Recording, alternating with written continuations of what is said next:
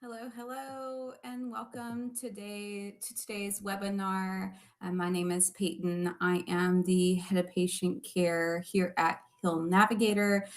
Today we will be covering the RMOP. This is a program offered through Hill Navigator's platform and also Metabolic Care. If you are not aware, Heal Navigator, we are a third-party platform that helps people get connected to alternative treatments and facilities and practitioners from around the world. These are verified options. We travel to the facilities, we verify the physicians to bring you high-quality care right to you. The RMOC program is a telehealth option, and we are so excited to share to you today and connect with all of you that have tuned in for today's viewing. Please just note that this is going to be an active live session, so feel free to interact with us through the chat. We will be answering some questions later on, but just to introduce our doctor here for today, I have Dr. Sajad Zazala. He partners with Dr. Charles Meekin for metabolic healing and using repurposed medication. Dr. Zazala, would you like to introduce yourself? Just give the audience a brief overview of who you are, and then we'll dive in. Yeah, sure. So again, my name is Sajad Zalzala. People call me Dr. Z for short. I'm a telehealth physician. I've worked with multiple telehealth companies, including starting my own. I got interested in functional medicine or holistic integrated medicine. There's a lot of overlapping terminology right out of medical school, I would say. I wasn't, during medical school, we learn a lot about, treating single diseases, with single drugs and things like that. And that didn't really resonate with me very much. So then I became interested in, again, functional medicine and then longevity medicine as well. So I spent my career pretty much, learning about functional medicine, holistic medicine, and ended up going into the field of family medicine as kind of my specialty, which allows me to kind of see the world in a much broader way. So I've been helping Dr. Meekin, expand some of his offerings, and I'm glad to be here today. Thank you so much, and we're so glad to have you and grateful for you to share your knowledge today. So before we dive in, can you briefly just explain why survivorship is such an underserved phase in cancer care now? Yeah, so a lot of people have the misfortune of being diagnosed with cancer. I think in the U.S. alone, there are several million people a year who are diagnosed with cancers of all sorts.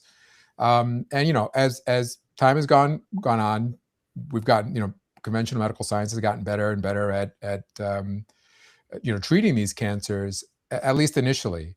A lot of patients, they go through surgery or some other kind of treatment, and then they're told that they no longer have any evidence of disease, but then they're not sure what to do after that. Some cancers types will be put on, maybe an anti-androgen or estrogen medication, for example. But beyond that, I mean, patients don't really have much in the way of resources or guidance in terms of how to optimize their metabolism to give them the best chance of their body not only recovering, but also being in kind of as optimal state as possible to prevent relapse. Thank you. And I understand there's a lot of fear and patients experience a lot of fatigue and just uncertainty during this time as well. Yeah, absolutely. I mean, if you look at some of the statistics that have been published, some people suffer from, anxiety, some depression as well. There's even, cases of, trauma symptoms that occur after somebody completes treatment. And, one individual that I know, he kind of described it as patients sometimes feel like they're sitting on a ticking time bomb, or they have a time bomb inside of them. I don't know if I'd go as far as using that terminology, but that can highlight some of the extreme emotions that can come along with having gone through that experience. And for someone who's navigating to prevent recurrence, what does metabolic actually mean in practical terms? I'm sorry, what is what? Could you? What does metabolic actually mean in practical terms? Because a lot of people do Yeah, not understand metabolic or metabolic terrain.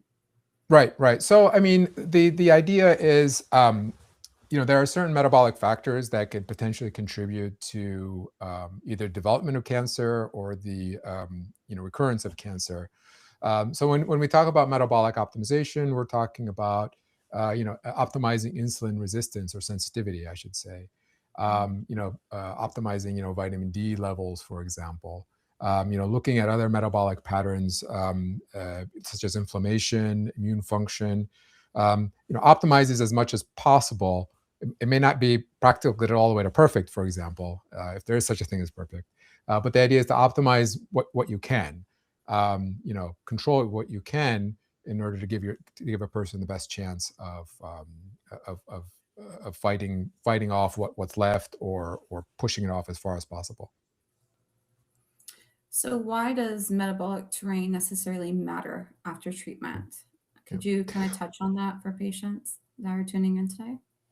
Yeah, absolutely. So, like I mentioned before, factors like excess cortisol, excess insulin, imbalances in inflammation and whatnot, all help likely contributed to cancer forming to begin with.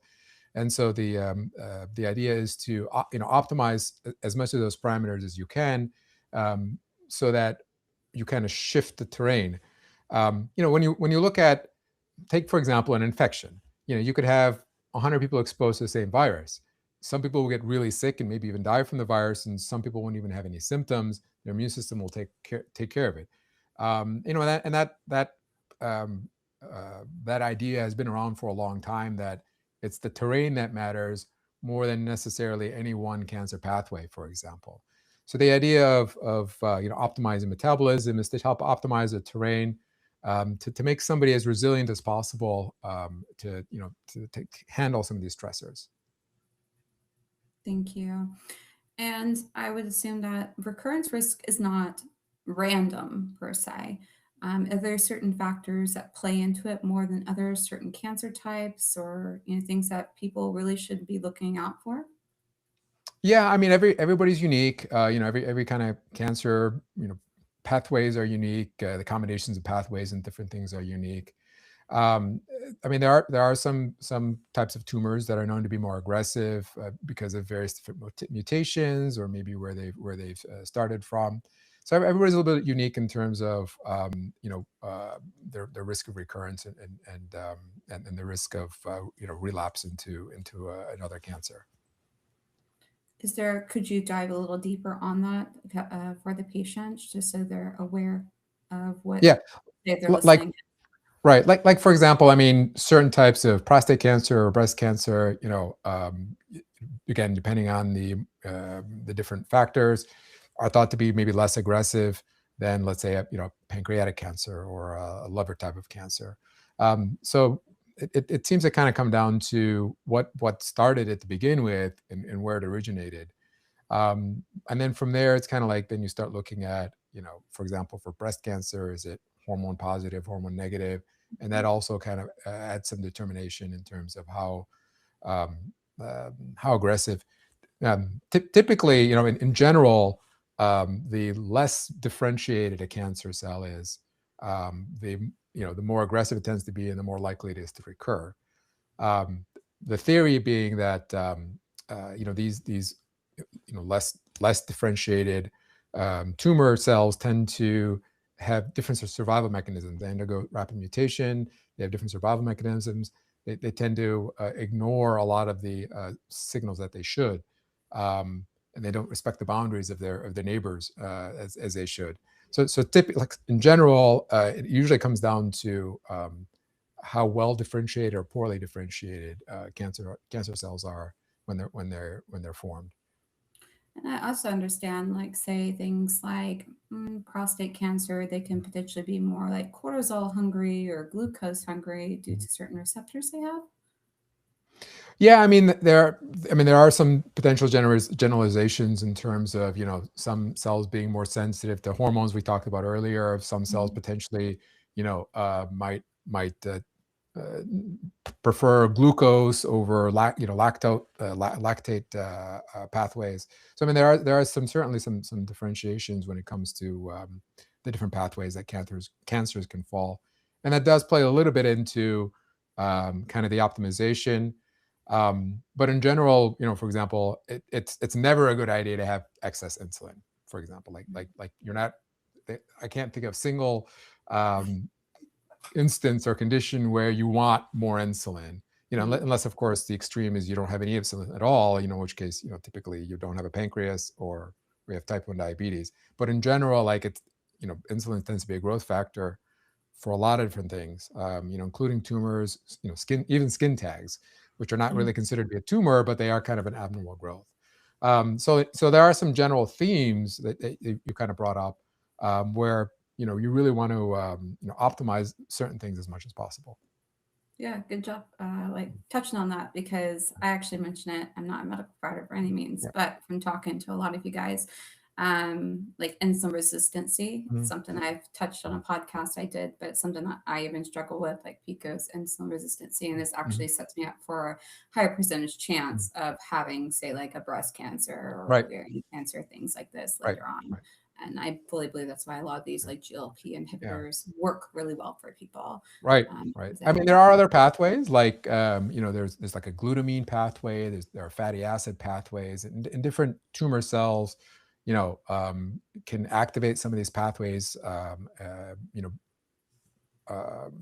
differently than others. And Mhm. even within the same tumor, you can have tumor cells that activate pathways. So that's why it's important to try to, address these metabolic pathways as holistically as possible, because you target, let's say you just focus on insulin, Mhm.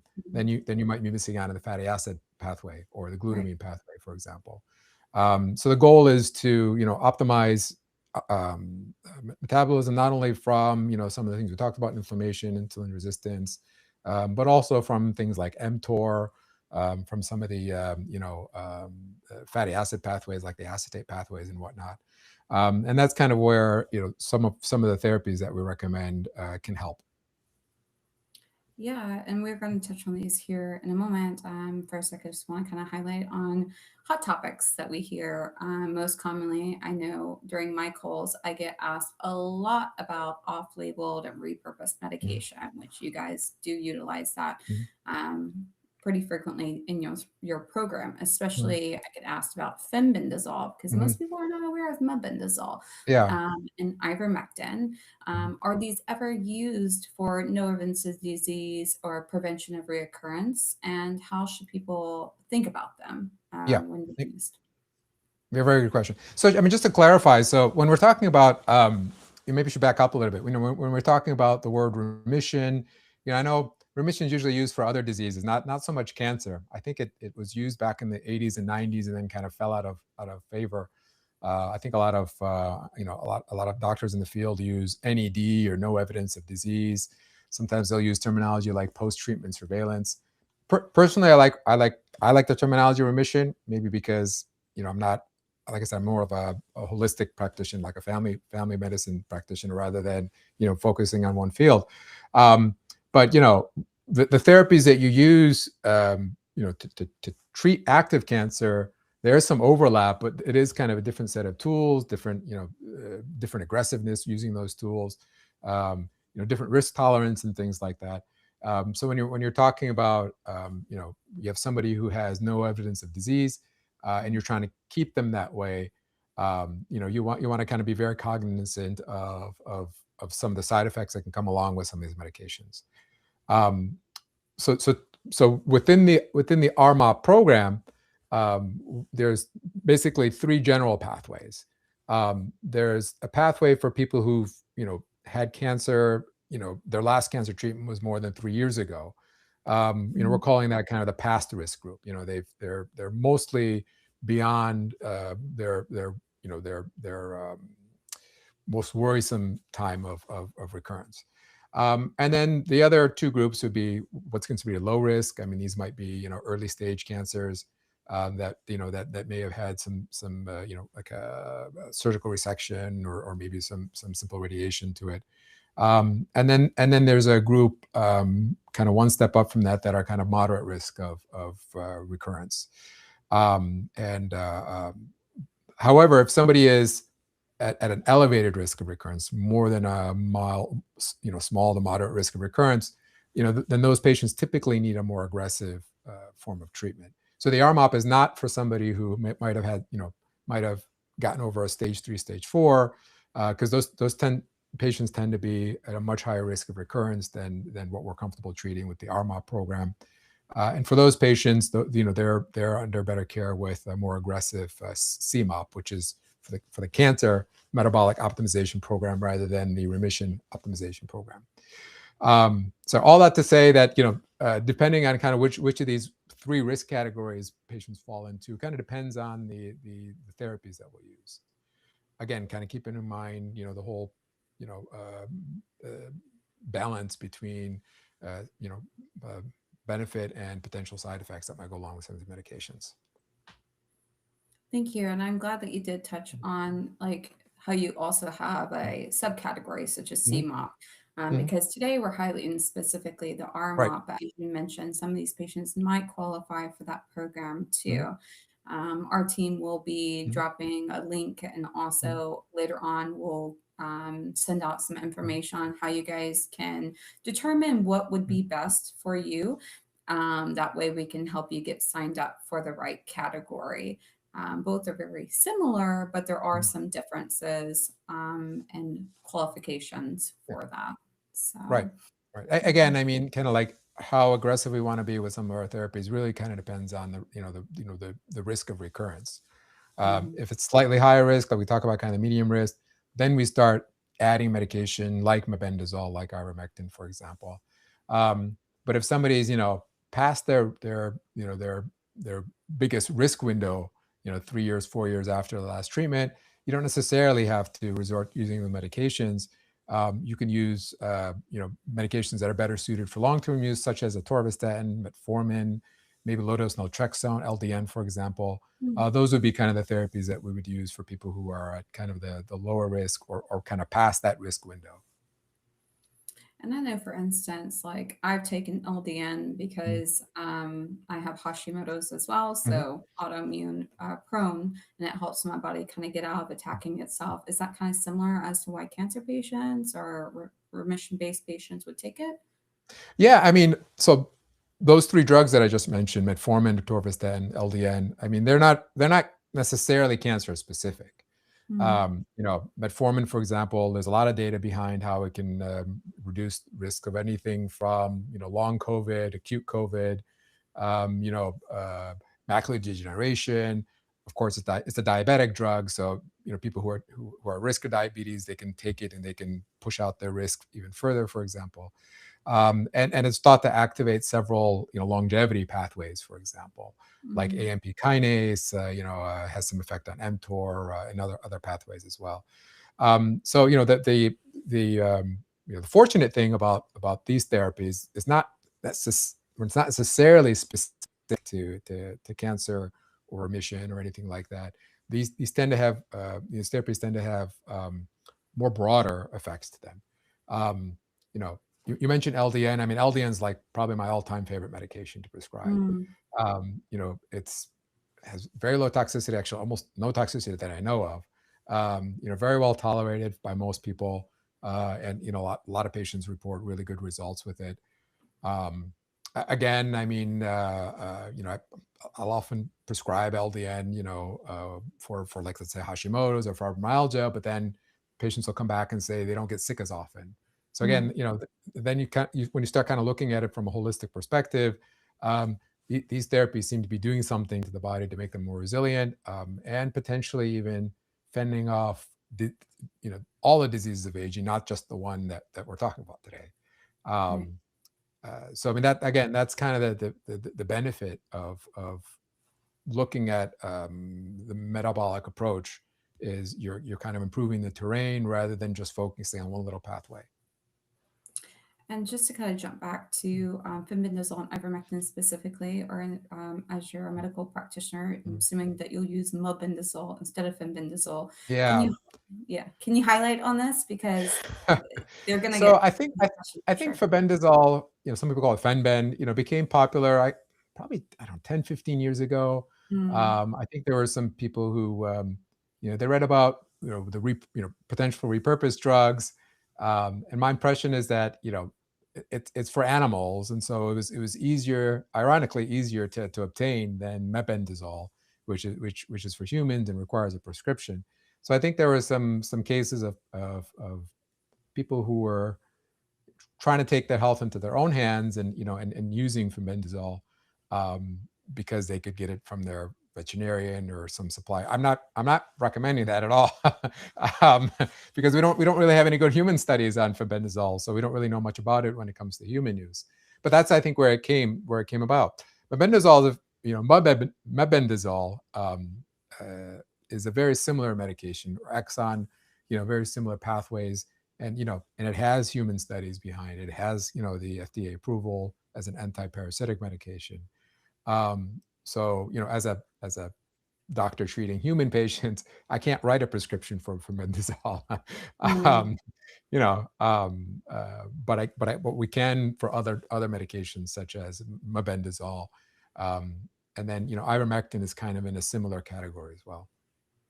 And you said they use similar pathways. I mean, from my understanding, is fenbendazole also provides like a mild chemo effect on their cellular level. So that's why some people, like during like the active stage, Yeah.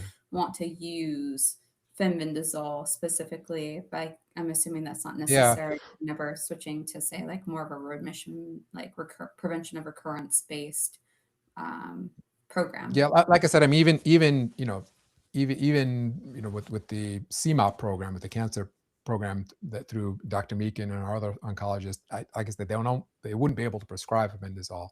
Right. So anybody who uses it kind of uses it, not even off label because it's never doesn't even have an on label indication for Mhm. human.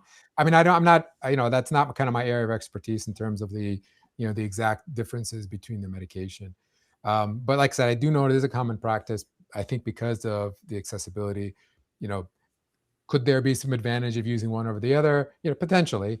Mhm. I mean, there are some other antifungals out there or antiparasitics out there besides mebendazole, and some of them show more promise than others, because of the molecular configuration or maybe some of the pathways. Oftentimes we use these medications for their off-target effect. Mhm. um, you know, take metformin. I know a lot about metformin, for example. Mhm. Um, it's used in diabetes because it helps reduce the amount of sugar that's released by the liver. It's one of the ways it reduces it, but that's not necessarily the same reason why it can help, improve the immune system, reduce inflammation. So metformin has a lot of effects across a lot of different pathways. And so that again, that's kind of why some of these medications tend to make, really good. I would call them resilience drugs, for lack of a better term, is because they seem to act across a lot of different pathways, and I think we'll find over time as we study these combinations a little bit more, that they'll work not only for cancer but potentially, like I mentioned, diabetes, heart disease, for example, and maybe even others. Yeah, I'm glad you use actually metformin as an example. That and atorvastatin, I feel like during my calls with patients, there's a lot of concern over Mm. taking these. I get a lot of like kind of pushback and hesitancy when I mention this to patients. Mhm. And I always say, and of course it'd be underneath professional Mhm. guidance, Sure. but some Mhm. people are like, is there like a natural way Yeah. of using something Mhm. instead? For instance, like Yeah. berberine. Could someone Yeah, yeah, yeah, substitute yeah, that? Yeah. yeah. Well, I mean, I'm not, I'm totally not against, trying to find natural therapies. However, if you look at the kind of the history of drug development, um, almost any time in history where a natural substance has been potent enough to have a strong effect, it's been turned into a drug. Mm-hmm. I mean, metformin is a derivative of French lilac. A lot of people don't realize Mm-hmm. this. It's actually a naturally derived product. It's Most of our modified medicine. slightly to be, to be a little bit more friendly to humans. But yeah, I mean, it's an extract of French lilac. But same thing with atorvastatin. Atorvastatin is, the class of medication from statins, and the original statin, I believe, is I'm blanking on the name, but they isolated from a yeast, red yeast. Um, but again, the original molecule is not as good as some of the derivatives. So, and I believe, some other medications. I think doxycycline is also one of those cases. In that case, I think it's a direct derivative from a extracted from a fungus of some sort, if I'm not mistaken. So, I mean, if you look at the history of drug development, a lot of times, not all of our drugs, but a lot of them start as natural products and then Yeah. get turned in. So I'm not opposed to, recommending, berberine or inositol, for example, or, red yeast rice. It's just, there's a lot of variation in some natural products. And they're not nearly as well studied in terms of the pathways. And typically the better of the natural products end up as a drug, typically. So that's why, like, like, okay, you want a natural product? I mean, again, metformin, torsen, those are derived from natural products. So I'm not from that perspective, I think once people understand that, then they have a little bit less of a objections to, to being on those therapies. No, it's true. Yeah. Back in a way when we did have colleges and more practices of, say, homeopathy. And then it was when the pharmaceutical industry really came abrupt. We had all these petrochemical products that needed to be used. That's when they started to switch over and use like these combinated uh, treatments and from the derivative of the plants. So this Yeah. is Yeah. correct. Well, like I said, I mean, derivatives are not always a bad thing. I mean, a lot of people take aspirin for a headache or something like that. I mean, aspirin is salicylic acid, acetylsalicylic acid, sorry, derived from willow bark.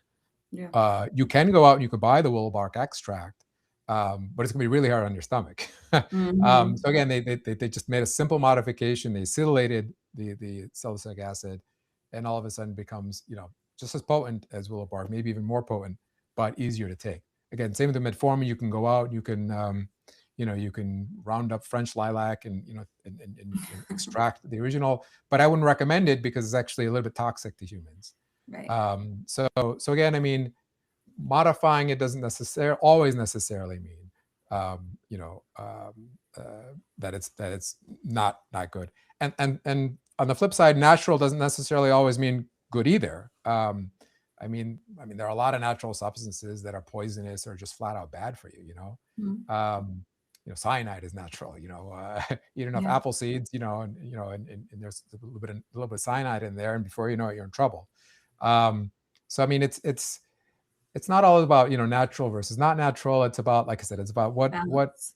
what Mhm. works, what works the best. I mean, what's the best for, what has the best evidence, what's most likely to kind of give you the best benefit, Of for course, for on a kind of case by case basis. Yeah, yeah, absolutely. exactly. And just to before we go on, I just want to touch on like why self experimentation is risky, and I just Mm, want you to highlight that to the viewers because I mean a lot of my calls we're talking about people taking a substantial amount of like ivermectin because say mm, like famous, I'm just going to throw out there, like Dr. Yeah. Marcus, who's done fabulous Mhm, work. Thank you for, mhm, publishing what you mhm. have. It's opening the eyes of these repurposed medications.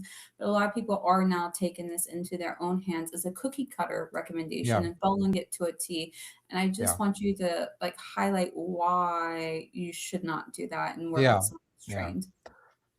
Well, I mean, well, first of all, I mean, I definitely understand and respect patients who try to take their own health into their hands. I mean, they should. I mean, nobody cares more about your health than you do. Of Um, course, more but insane. yeah, but I mean, it can be very difficult to, to understand or figure out what's healthy or what's potentially unhealthy, what's helpful and what's harmful. There have been a lot of cases, in the last, forever, I think, where there might be, let's say, somebody had a good response to a mega dose of, we're going to pick on ivermectin, for example. Mhm. And so all of a sudden, like, everybody's trying it, but then what a lot of people may not realize is that there are potential risks to kind of overdosing or mega dosing on a medication. Mhm. If you don't know what to look for, if you're not careful, if you don't take into other things into consideration, like liver function, kidney function, things like that. I mean, there's a reason why, the only way you can get a medical license is go through medical school, because that's what they teach us at medical school, is how to, you know, how to know what medication or therapy to use for the right patient, what to look out for, the interactions, things like that. And of course, there's residency training and whatnot. And then we have ongoing training we have to do as well. So, like I said, I'm not necessarily opposed to some level of self treatment or self medication. I think, like, I think the intention is good. I just worry that some people may not necessarily do it in a way that's safe or proper, and that's kind of where you can get yourself into trouble. Absolutely. And can you give a couple examples of how metabolic support looks like for different people depending on the cancer that they might have? For instance, for like breast cancer Mm. patients, especially like HER2 positive. Yeah. Well, I mean, the going back to what I talked to earlier, I mean, there are some pathways um, that all cancers share or potentially share, and that's kind of what we focus on. We don't necessarily, like, for example, if somebody has HR positive, breast cancer, for example, they don't necessarily want to. There are certain things they should avoid. So we don't necessarily get into. We focus more on the metabolism, the underlying metabolism, the inflammation aspect of it, the immune system aspect of it, rather than trying to chase after these cancer specific pathways. Again, it's not about chasing after specific pathways or specific cancers. It's more about optimizing metabolism and these other aspects of the metabolism to help improve the terrain. So what if someone's on like hormonal blockers? Is there a way for, hormone positive cancers abroad, prostate, ovarian, breast cancer, whatever? Is there ways of getting off of these for people that are now, going into this different part of healing, their healing Mhm. journey? I mean, I would view these metabolic therapies as an add-on to these other therapies. I would not ever recommend that somebody stop them unless, of course, their oncologist tells them to stop it. I know some of these therapies have like a time limit on it, like 3 years, 5 years, and then they stop. So I would not recommend anybody stop. These therapies would be in addition or in conjunction to those others. Okay, thank you. Because there was a few questions actually popping up in chat about that specifically, a bit about hormone blockers for just different Yeah. Yeah. diagnosis. And like I was saying before, I mean, not everybody who's NED or in remission would necessarily be appropriate for RMOP. I just want to, like, reiterate that there are some cases, if especially if somebody's on some of the biologic medications, or some of the various different you know, pathway blockers and whatnot. There are a lot of. It seems like every day there's a new cancer drug out there. But some of these, it could be an indication that they're at higher risk of recurrence, and therefore they may not necessarily be a good candidate for the RMOP program. We try to get some of that information ahead of time. But again, as part of the intake process, it's possible we may have to tell somebody, well, you're a little bit too high risk for the RMOP, but then we have our oncologists who can help guide them through a little bit more of a aggressive CMOP program. Yeah, a deeper dive he does Yeah, usually. exactly. So it Sure. really does depend. I mean, you know, for example, breast cancer, it's very common for a female patient to be put on, one of these estrogen medications for a certain amount of time out of precaution, so that by itself wouldn't necessarily mean that they're high risk or not high risk. It's just kind of part of the standard protocol. But there are other cases where some of these medications might be used specifically because they are high risk of relapse.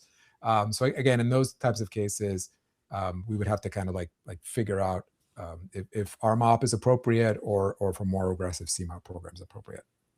And I will say too, on the CMOP, there are teams of integrative oncology nurses that are assigned to the patients as well, that Mhm. do deep dives, as well as Dr. Meekin, into their overall care plan, right? So they can discuss Right, it one-on-one with the patient and determine what is best and more optimal for patients on a case by right, case basis. right. So I understand that the repurposed medication is one part of the program, but Hmm. let's kind of touch base on like supplementation, because I Hmm. do know a variety of different supplements would be recommended for patients.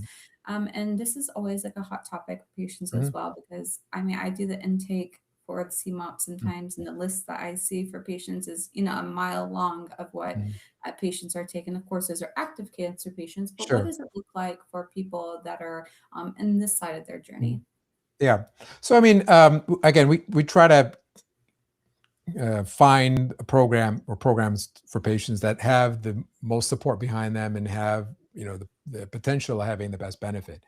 So typically we have for supplements, there's really only four that we recommend in general. I mean, sometimes we might, if we see something on labs, we might add another, or if, let's say somebody's already taking vitamin D, we may not recommend that particular one because you can overdo vitamin D, for example. But the ones that we tend to focus on are vitamin D, with the combination with K2, the omega-3 fatty acids, for their anti-inflammatory, for a lot of patients, we'll recommend melatonin, for example, for sleep support, as well as its antioxidant properties. And then we'd also recommend like creatine, which can help support improvement in muscle, metabolic function, helping with mitochondria and ATP. It's almost like a battery storage for energy. So those are usually kind of the I would say the core four that we use when it comes to the preventing program. Again, when it comes to active treatment, that's a whole other protocol. Where the oncologists tend to then tweak that a little bit more. But just from a purely preventive perspective, that's those four will kind of give you the biggest bang for your buck. People are free to take more. I mean, I personally take a bunch of supplements for a variety of different reasons. Mm. But usually you want to ask yourself, with every supplement you're taking, why are you taking it? What's your goal? You know, you don't necessarily want to take a supplement just because you heard it's good for you or because some influencer is taking it. Mm. So again, people can kind of do this own exercise, like what's your goal of taking it, and what are you getting what you're looking for out of this supplement, and then kind of reassess. Personally, I reassess my supplements regularly. Like every time I run out of one, I'm like, okay, was I getting the benefit I was looking for? You know, eh, although truth be told, I do self experiment a lot.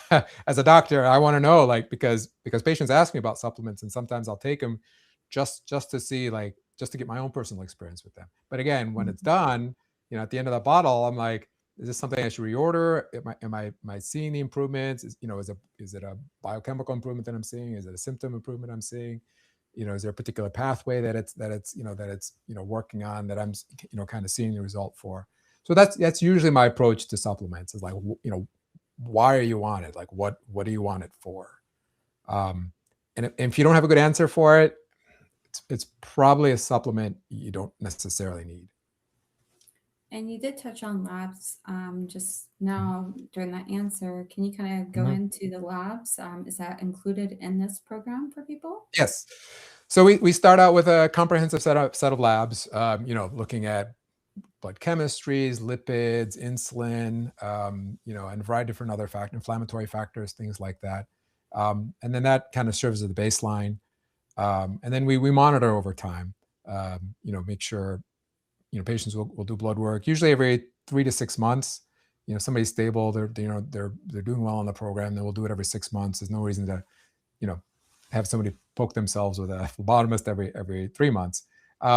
So labs are included as part of the RMAP program for that very reason. For example, atorvastatin, there are some cases of people's liver enzyme being elevated. Usually it's Mm. mild, and usually it's not much to worry about. Um, Mm. but again, if you don't know what you're looking for, then it could cause trouble. So those are the reasons why we kind of monitor patients. Thank you. And can you just briefly, just before we move on, touch on like what the whole program looks like? If someone were to start up today, what Mhm. would the RMOP include for them? Maybe a brief touch on cost Yeah, associated, if you have that. Yeah, just overview. sure.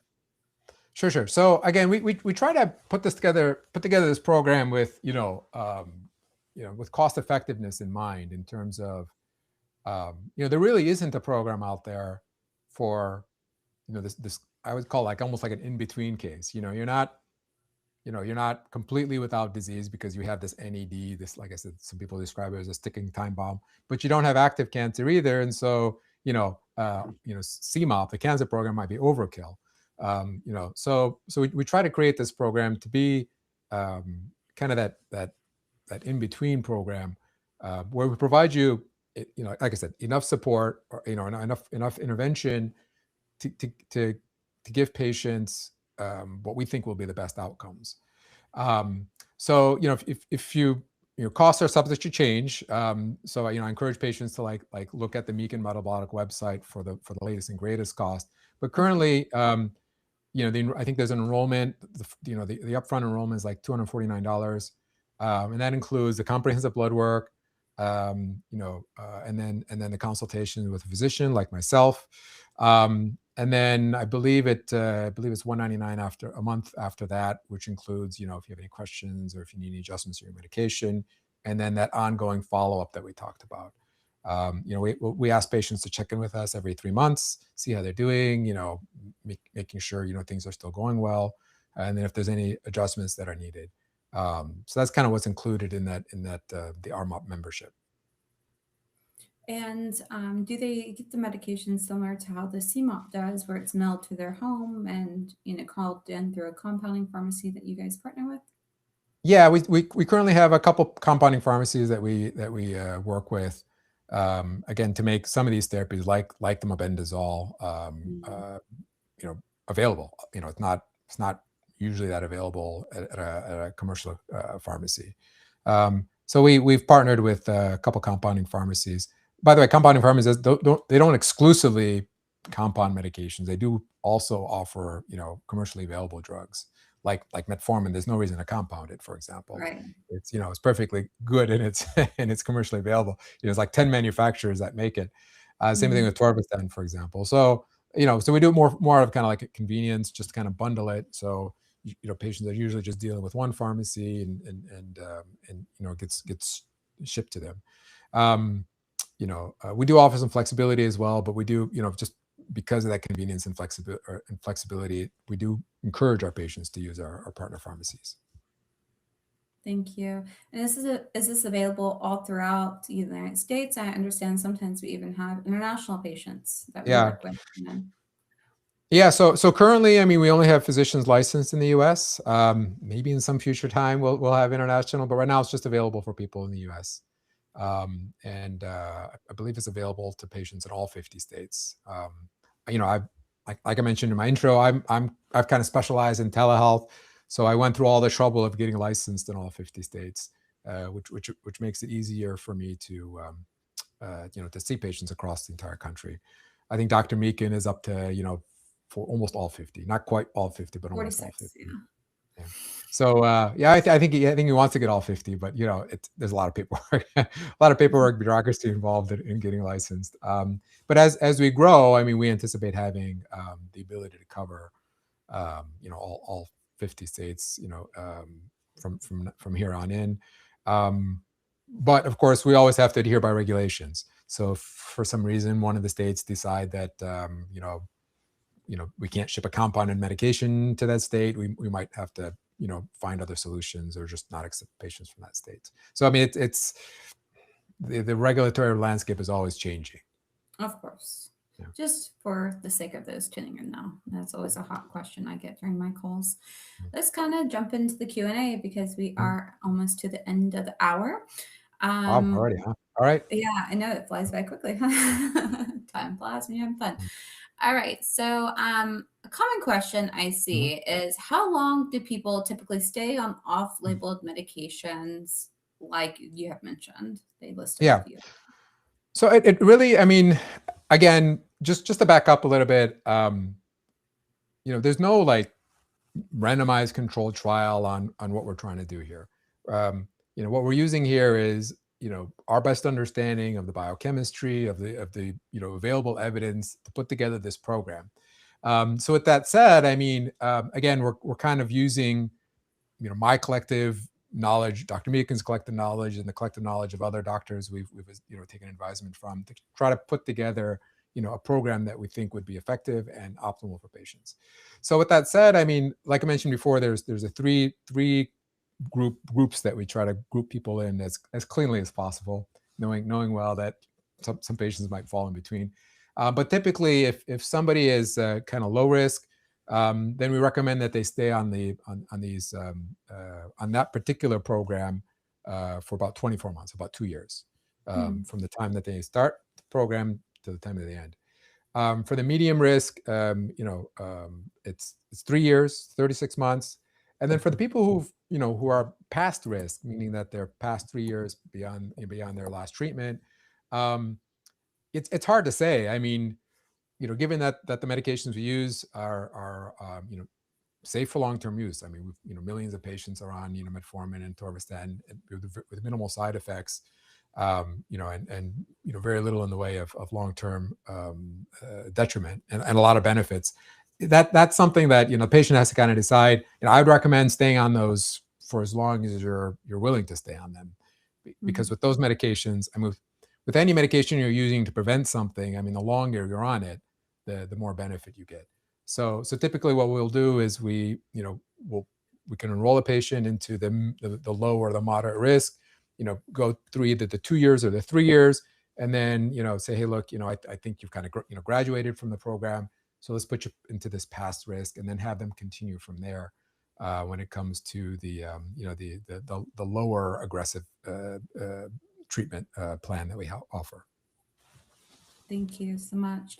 Another one was asking what labs matter the most once no evidence of disease or in a stable prevention of recurrent state. Lab, what do you mean by labs? Like, you mean like, do you know what that person is talking about? It just said what labs. So I'm assuming like what blood draws or Yeah, testing matters for the most in regards to, I guess, yeah. metabolic healing. Mm. Yeah, well, I mean, like I said, in order to qualify, I mean, we have to, take kind of the holistic picture of the patient to see if the RMOP is appropriate for them or not. So, I mean, Mhm. we take what they have available, their test, their diagnosis, things like that, and then we kind of try to see if any of the RMOP programs are appropriate, and then which one. So it really kind of depends person to person. It's hard to generalize, which lab exactly. No, sure. But the general idea is, at some point, a patient would have been told that there's no evidence of disease, and kind of that's where, you know, they tend to mostly cease active treatment with their oncologist, and then they're kind of left not knowing what to do, and that's kind of where we come in. So it's not necessarily about a test; it's more about like what their treating doctor has told them in terms of like when active treatment has ended. Thank you. Um, Mu 89-V1, I'm just going to name it so they know that they're Mm. about to be answered. I am 4 years out from colon cancer. I have Mhm. mild polycystic disease and mild coronary artery calcification. What diet and supplements would you recommend? You know, with this webinar wasn't really about giving any kind of medical Yeah. advice. You It's can not. just kind of touch base Yeah, just as a whole, yeah. I you mean, know? in general, I mean, like I said, I can't really Yeah. talk specific because even though I am a doctor, I haven't formed a doctor-patient relationship. Nor can I give advice. Using a webinar like this. But in Mhm. general, I mean, for eating habits, I hate the word diet because diet usually means Yeah, I don't something like it temporary. either. Yeah, I eating habits or nutrition plan. So in general, I lifestyle change. mean, lifestyle change. Well, even lifestyle change means that you might change. But anyway, um, That's true. in general, yeah, in general, I'm a you want to avoid. It's more about what you need to avoid. So you want to Yeah. avoid all ultra processed foods. I mean, that's kind of a given. Although there are some debates on what's ultra processed or no or not, but Boy, you know, I think somebody who has a good level of education on the topic kind of can identify ultra processed food when they see it. Um, eat like for primitively as example, well. potato chips. There's very little, there's very little argument that potato chips are ultra processed, for example. So avoiding ultra processed food, and then the other kind of tenant or basic, basic thing that I tell patients is avoid foods that are will spike your sugar and therefore spike insulin. Because those can lead to insulin resistance and higher insulin levels and things like that. So like again, that's one of the things, like what not to eat rather than a big list of what to eat. And then the third thing is like foods that are more like polyphenol rich, have antioxidants to them. Typically, they tend to be foods that have color to them, like Mm. vegetables and berries and things like that. But you also need to make sure you get enough protein in the diet. Um, you know, don't overdo it. I think unless you have very specific muscle gain goals, you don't necessarily need to go crazy on protein, but you don't want to skimp out on protein either because it's very important for a variety of different things. So those are kind of the basic tenets that I try to teach patients. Um, there are a lot of diets out there, like the keto diet and the carnivore Mm. diet, the paleo diet and things like that. I mean, um, my issue with them almost all of them, is they tend to be very use specific. Like they're not a one size fit all. Even something like intermittent fasting, some people do really well, or time restricted eating. Some people do really well on time restricted eating, and some people don't do it well at all. So it's Right. like, if you want to try it, you feel good on intermittent fasting, and continue on it. But I don't do good on time restricted diet eating, for example. I'm more So of an intuitive I eater myself. what is it? Like, I'm more of an intuitive eater Yeah, myself. Like, yeah, sometimes I naturally mm, fast. I was yeah, talking to the founder one day, and I was like, yeah, "Wow, I haven't eaten or yeah, drank anything all day, and yeah, there was sickness going around my household, and I think my mhm, body was just naturally just wanting to just kind of like dry fast. I mean, it was late. It was like 4 o'clock in the yeah, afternoon, evening, So yeah, I think listening to on an intuitive level also is important as well. I mean, unless you're yeah, craving completely sugar all the time, then there's yeah. underlying factors for that. But So outside of those 3 or 4 things that I talked about, I mean, really, it all depends on what works best for a person's situation, their health status, their genetics. So it's really hard to like prescribe a one size fit all, and that's why I find tell people what not to do is a lot better than the laundry list of things they should do. Like you need to guzzle down a gallon of olive oil a week, for example. I mean, yeah, olive oil might be healthy for somebody, but does that mean you have to have a gallon of it, for example? right. Um, so that tends to be my, I tend to try to take a more practical approach to the advice. Hmm. Have you taken olive oil in the morning? That's like a Eastern thing. Um, I don't know, it gives me a bit pep in my step, that fat. So back to the questions. Debbie does help. She said she's a breast cancer Mhm, survivor, hoping to get off hormone blocker and regain her youth. Is that mhm. possible? And what would be the protocol? Again, non-medical advice. Yeah, We did yeah, want yeah, to touch yeah. on that. Well, like I said, I'm, in terms of their decision to start the hormone blocker and their decision to end it really, should be taken up with their oncologist. That's not something that we would do at RMOP. Like I said, Mm, what we would do is more focus on the metabolic, optimization and terrain. Um, I do commonly find that when we do help, reduce inflammation, improve insulin resistance, try to improve mitochondrial function, for example, that usually translate to people, recovering some of their youth and stamina and things like that. But again, it's not specifically geared to somebody who, in that specific situation. That's something they would have to, talk to their oncologist about. and is your treatment covered by Medicare or any type of insurance? Yeah.